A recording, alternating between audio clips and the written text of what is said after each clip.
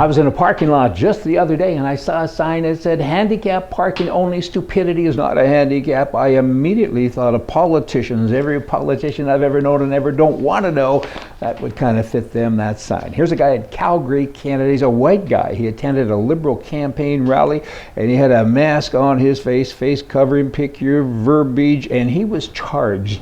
Yet the rally was full of people with face coverings, women, of course, of the Muslim faith, and there were many of them, and they were there, and they weren't charged. In fact, they can even swear now in Canada to become citizens of the country, and nobody knows what they look like. They get their picture taken with a mask on, and here's a guy that attended a rally and got charged. What do you think about that? Does that sound a little bit funny?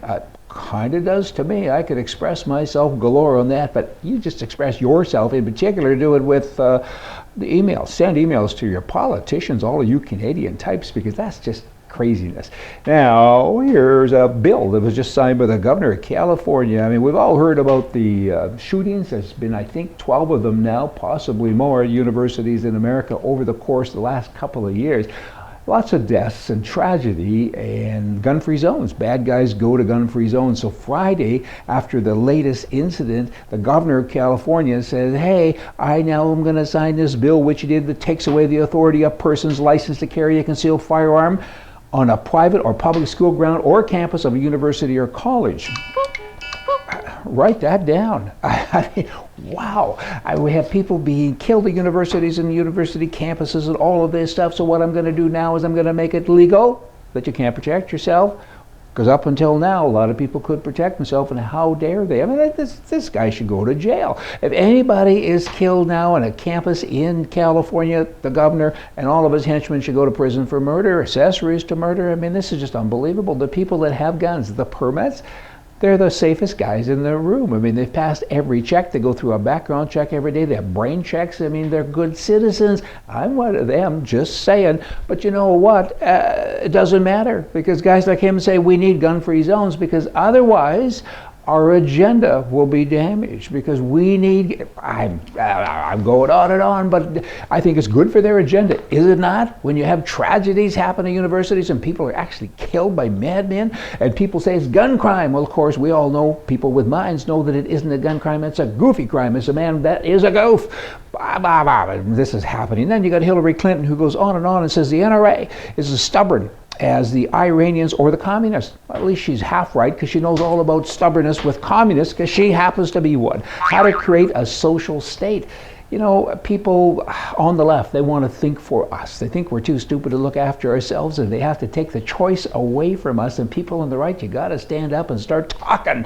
Let me give you some numbers here with regard to what they do. Numbers in order. Healthcare. Control the healthcare, and you control the people. I mean, now they have to stand in line like little cows and sheep and say, help me, help me. 2 years for this test. Okay, then I'll come back, because there's no other choice, because your choice has been removed. Number 2, poverty.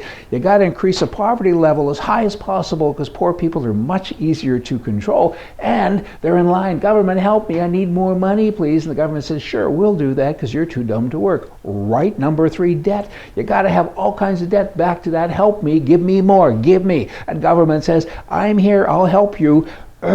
Number 4, gun control. You got to remove the ability of the citizenry to defend themselves, because then, of course, again, they look to the government and say, help me, because now Big Brother said, I'm here to help you. Welfare. You got to take control of every aspect of a citizen's life. I mean, food stamps and housing. That's important in a left-wing communist state, socialist state. Education. This is a good one. You got to take control, too, of what people read and listen to. You got to brainwash them. It's a social programming thing. It's extremely important in the left-wing world.